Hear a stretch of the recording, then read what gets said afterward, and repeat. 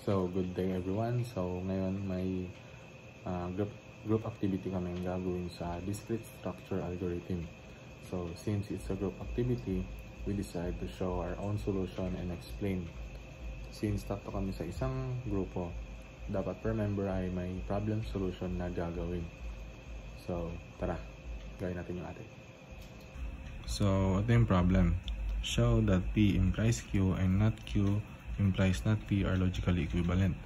Para mapatunayan natin na logically equivalent silang dalawa, dapat magkapare yung value ng P and Q, P implies Q and not Q implies not P. Para matawag na logically equivalent sila.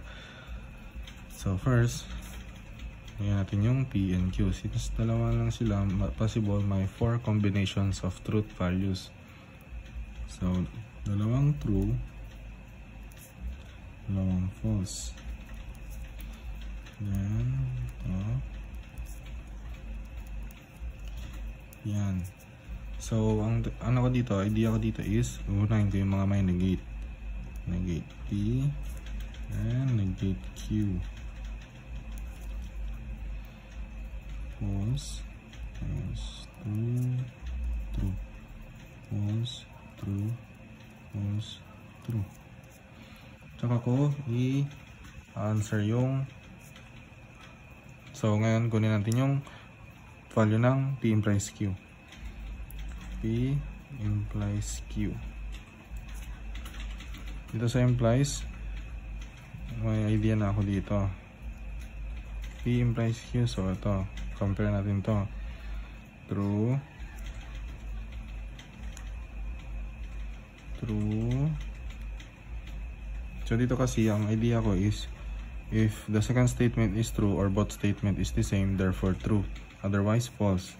So since both truth values are magkapareha, therefore true. Then since yung second statement is false, therefore false. Then sabi ko nila, if the second statement is true, therefore true. Second statement is Q, then true. Yung 2 yan. Both statement the same, true.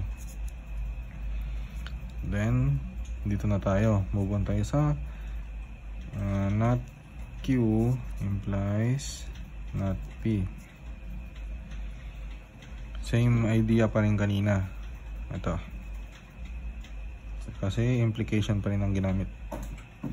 So both statement parehas, true. Then second statement implies not P, then false, then true. Both statement the same, true. So logically equivalent sila kasi yung truth value nilang dalawa ay magkaparehas.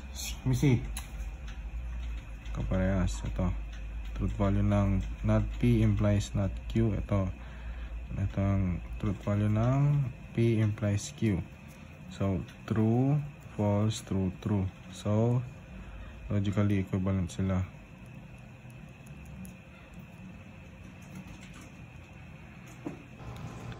Hi everyone, I'm going to show you how to prove that the statements P implies Q and not Q implies not P are logically equivalent.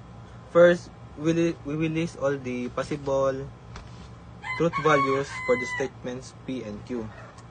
Now let's construct the table. First, we construct the truth table P and Q. There are 4 combinations because if you put 2 bullet 4, then true, true, false, false. For the Q, need to true, false, true, false. Then put the P implies Q, then the not P, and not Q, and we put the not Q implies not P. So when we get the truth value for the P implies Q, true equals true. True false equals false. False true equals true. False false equals true. To get the truth value for the P, we just need to negate the truth value of the P. So if it is true, then make it false. Okay, if it's false, make it true. Same with the not Q. False true, false true. To get the truth value for the not Q and not P, so false false, false false is true. True false is false. False true is true, and true true is true. So in the statements, they are logically equivalent because they have the same truth values where the P implies Q and not Q implies not P. So this is the proof that they are the same value of the truth table. Good day everyone, I'm here to show you on how to solve this. So P implies Q and not Q implies to not P are logically equivalent. So here on the first is P, true true false false, and the Q is true false true false, and here not P, so false false true true. Here on not Q is false true false true. So here P implies to Q, so P and Q, so they are both true, so it is true. The second line is if the first statement is true and the second statement is false, it is going to be false. So here on third, if the first statement is false and the second statement is true, so it is going to be true. And here on last is false false, so it is going to be true. And here on not Q implies to not P, so